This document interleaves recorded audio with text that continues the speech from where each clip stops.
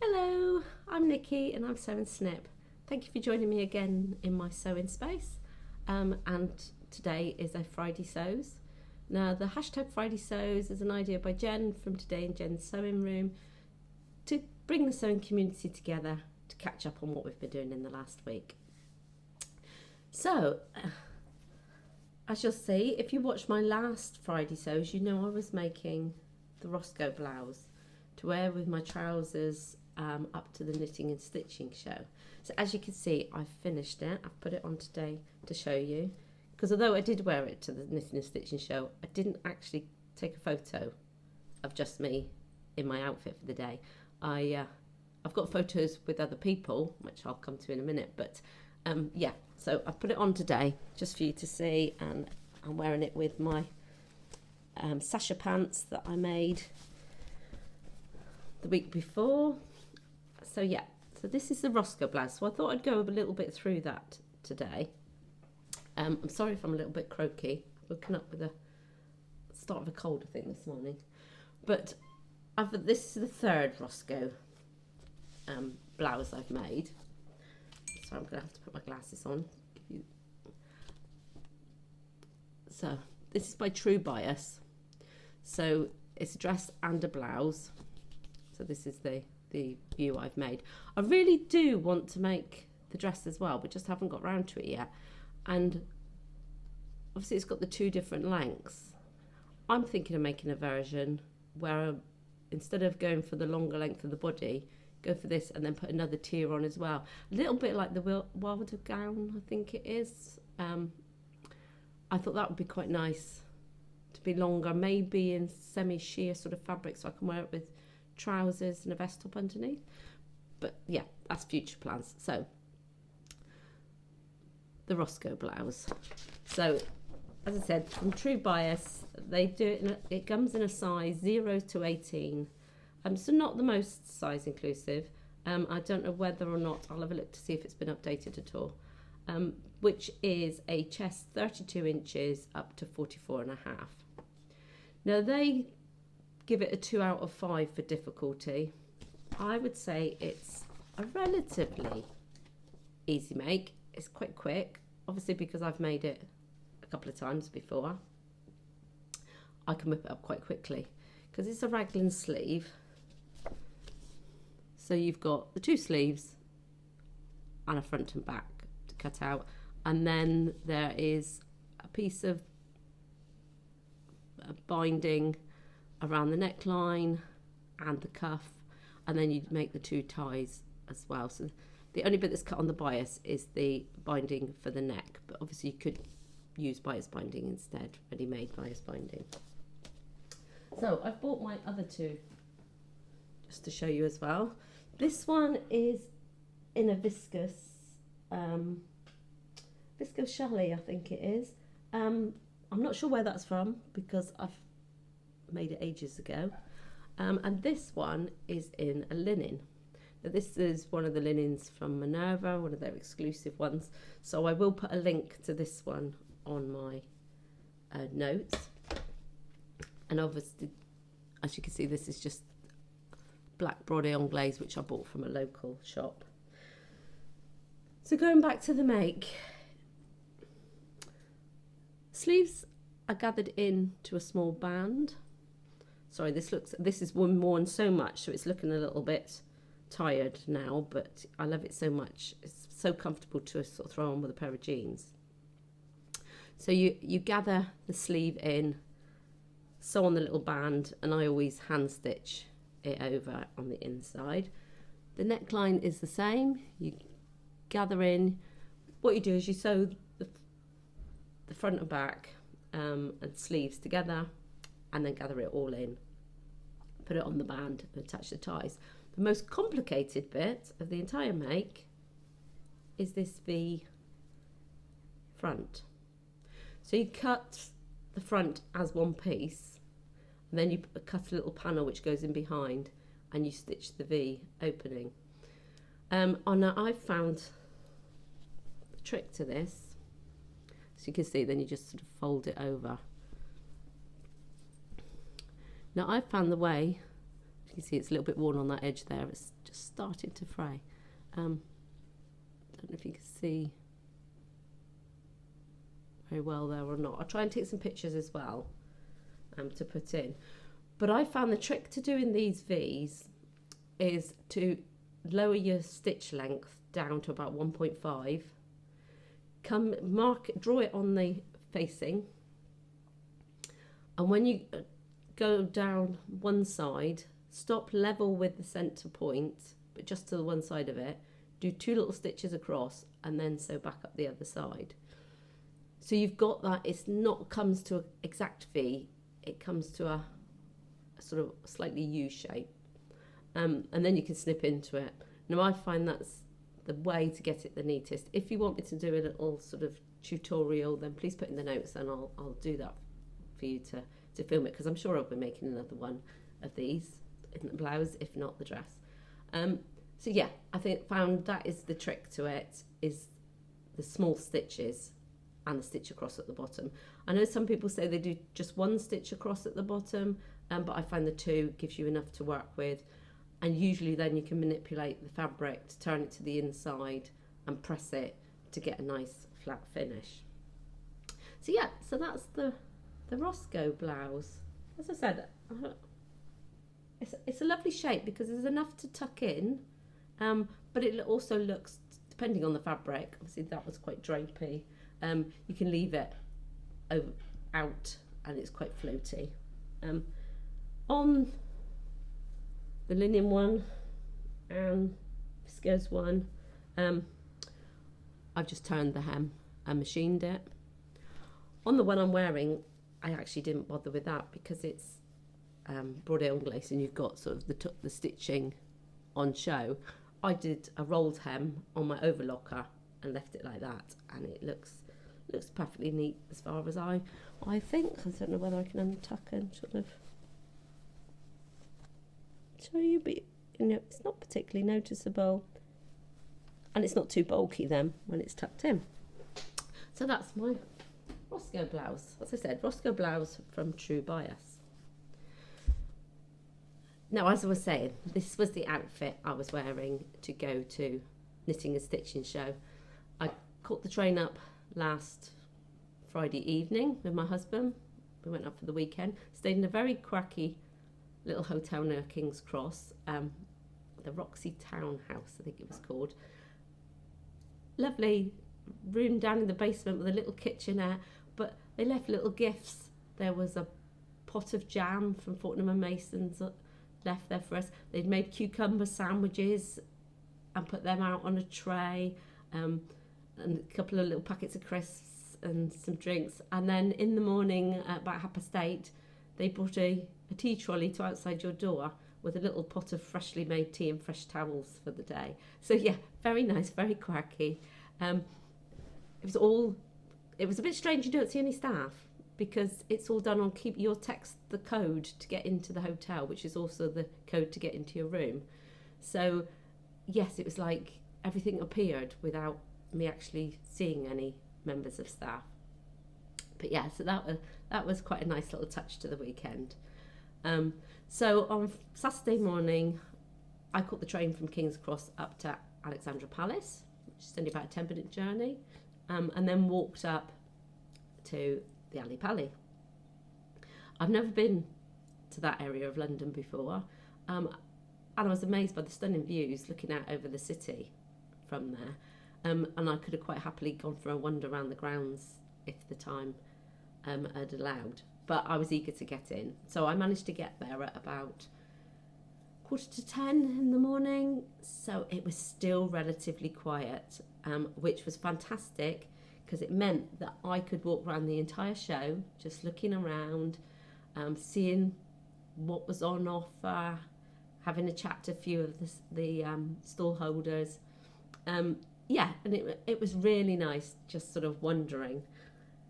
I didn't have a shopping list. My plan was that I didn't really need anything in particular, definitely not any fabric, but I'd just have a look and see what sort of interested me.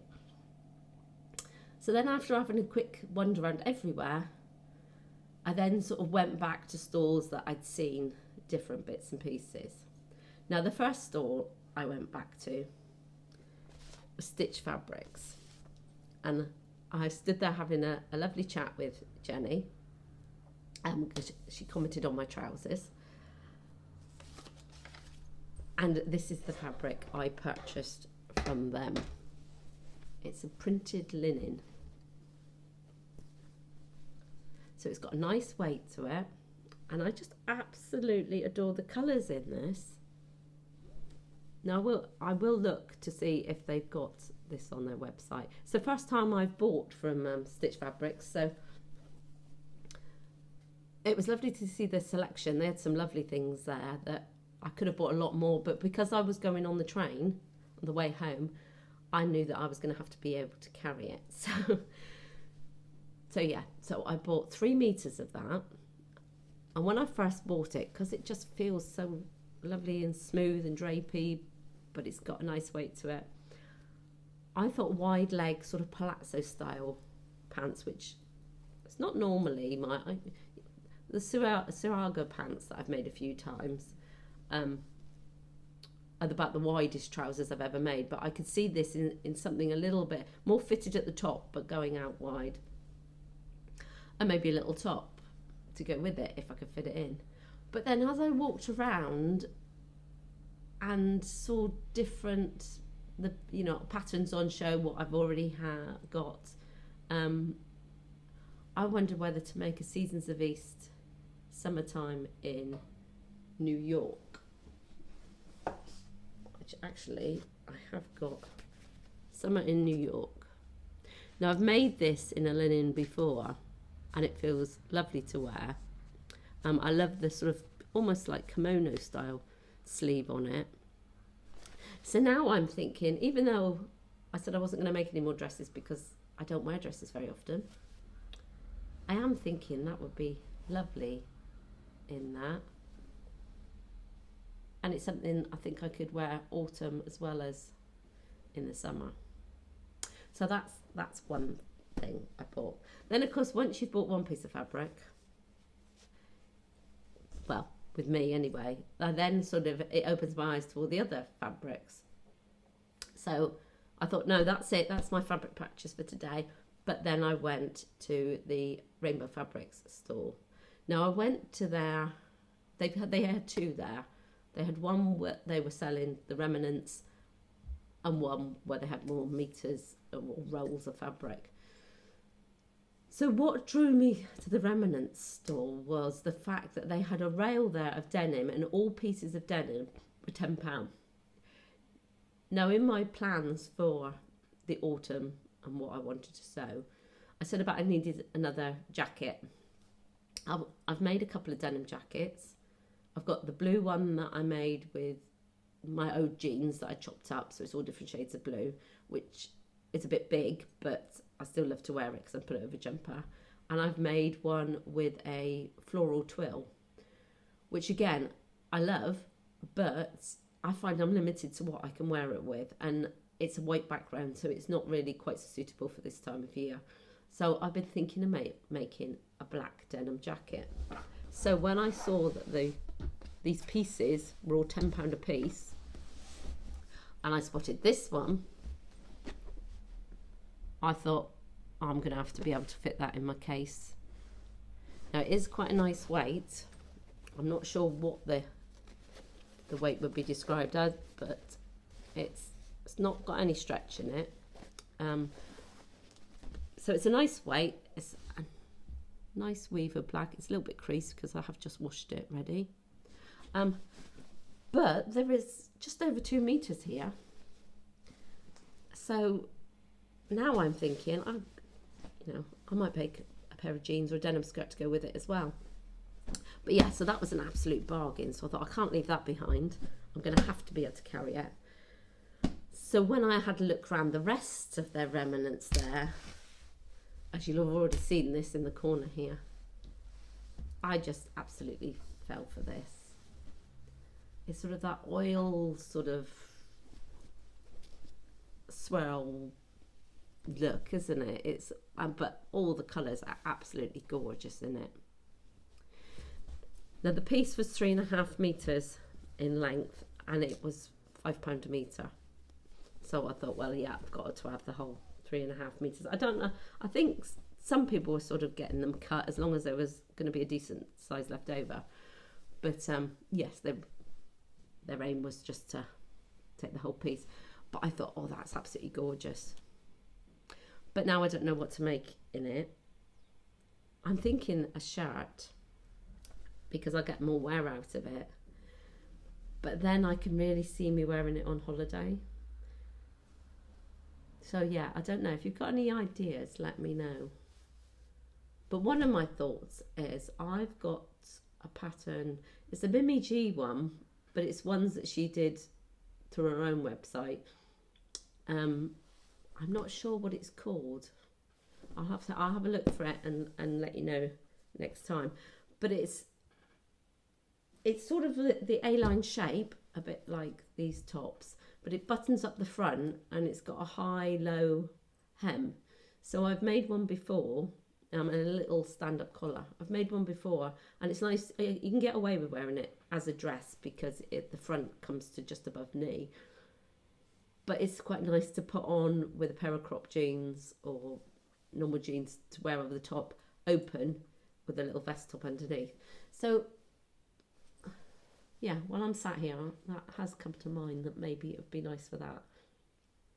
And I think possibly I'd have enough left over to make maybe a Donny shirt in it as well. So yeah, so I felt like that was sort of a bargain amount of fabric for the amount I paid. I think the linen was £10 a metre. So as I said, I bought 3 metres of that one as well. So a nice sort of fabric there that I didn't plan to buy, but I did just about manage to fit it in the case, but it did make a lot heavier. And then the other thing I bought was some buttons. So Ethel and Joan ones. I'm not sure you can see it in there, but you see it's got sort of an iridescent look. So they're clear, and then it's sort of got like iridescent glitter in it. And so the plan is for them for the white shirt that I'm planning, because I thought if it's going to be a plain white shirt, I didn't want a coloured button, but then I thought, well, I don't really want something plain because that could be the feature. So I thought they'd be great. So they were £10 for the card, but I thought that would be the finishing touch to my white shirt. So yeah, as I said, I had a lovely time at the Knitting and Stitching show. Just as I was buying the denim, Helen from Stitch Rip Repeat popped up and said hello. She just spotted me. And then I caught up with her later because Helen lives near me. So we have bumped into each other a couple of times and had a coffee. And so yeah, and we talk on Instagram and on comments on here. So it was nice to sort of catch up with her then. So we went for a cup of tea. She had VIP tickets, so luckily we could go and sit in that area so we could have a nice chat. And then we spent the rest of the time I was there wandering around together, and yeah, encouraging each other to be sensible with what we were buying, because I said to her, I don't need any more fabric, don't let me buy any more, which she was very good and she didn't let me buy any more. But yeah, so we walked around, we had a chat to different people. Also bumped into Claire from Loves Red Sews, who I did the Busy Bee Challenge with earlier in the year. So that was nice to meet her in person. She was there with her mum. Who else did I meet? Judy from Running So&So. I think it's right. I'll put them down in the bottom. So nice to have a chat with her. So yeah, and there was a few others as well that I didn't get pictures with, but I'll put the pictures I did get. Some I took, some they took and sent to me, so I'll pop them in as well. So yeah, it was a lovely day. My feet were absolutely killing me by the time I left. I was glad to get back to the hotel and put my feet up, get something to eat. But it was such a lovely day. I'm really glad I went, and I'll definitely try and go again next year. Luckily this year, because I had wanted to go, but with things going on at home, I didn't know whether I was going to make it. And then just a few weeks before, I won tickets from So Over It. So I had a complimentary ticket to get in. So thanks to them for doing that draw and giving me the tickets. So that was great. I didn't get a chance to go to speak to them because they were busy every time I went past there to say thank you for my tickets. So yeah, that was my Saturday. And then Sunday, basically, I did it all again, walking around the trade fair, but not sewing. Sunday was hair related. So I went up because it was Salon, which is the big international hair show that's held in London each year. So I went around there to get my scissors sharp and have a look to see what the latest trends and things were. But I must admit, I was exhausted and my feet were still killing me. So I was only in there for about 2 or 3 hours. And I kept sitting down and watching the live hair shows. So yeah, and before we travelled back to the station and came home. So since then, with the week, it's been work. Taking my mum out doing her shopping, working, seeing my clients, which because I've had these clients for so long now, it's just like going and chatting with your friends. So it's been a good week, but I haven't got any sewing done. So my plans, obviously I'm still thinking about my white shirt because I've now got the buttons.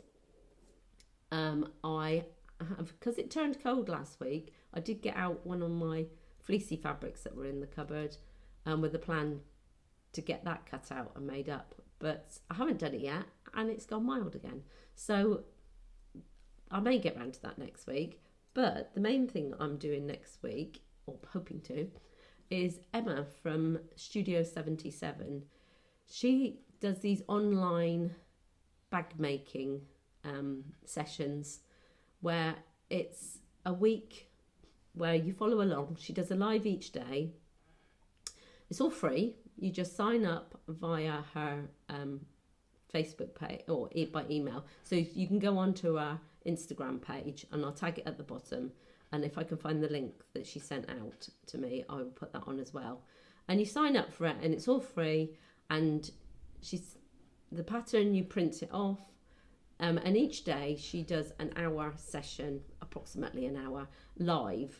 I'm not sure of her timings yet this session, because I haven't checked yet.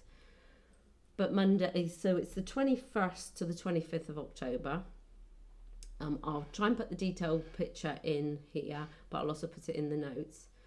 And I joined in with the one in March. And in March, we made the Valentino pouch, which was a little pouch with a heart in, which I should have brought to show you, but I thought I'll put a photo in. And I joined in March, and it was great because she does a little bit each day. Now, she records it as well, so if you can't join in at the time that she does the live, you can watch it back later on, but you just have to sign up because she does it via a private Facebook page. So she does it stage by stage, talking you through each bit, and then encourage you to put photos on the Facebook group and encourage each other. And then she does a live session, and there's prizes, giveaways, and but yeah, it's really good. I learned so much doing the last one that I made a couple of these pouches and really enjoyed it, and I found it as a good introduction into bag making. So if you fancy that next week, then please take a look and join in, because as I said, Emma's full of knowledge and enthusiasm, so it's a great place to start on bag making. So I feel like I've been speaking really fast today because with a little bit of croakiness as well, but I hope you've enjoyed seeing what I did make and look like in my outfit for last weekend, and seeing my other Roscoe blouses, and seeing the fabric that I've bought. If you've got any suggestions for those fabrics, please tell me in the comments below. And thanks for joining me again today and listening to me. If you've subscribed, thank you very much. I think I'm almost up to 700 subscribers, which I never thought I'd get anywhere near that. So thank you so much. If you have subscribed, if you haven't and you'd like to, please press the button below. Well, as I said, thanks for listening. I hope you have a good week. Take care, and I'll see you next time. Bye.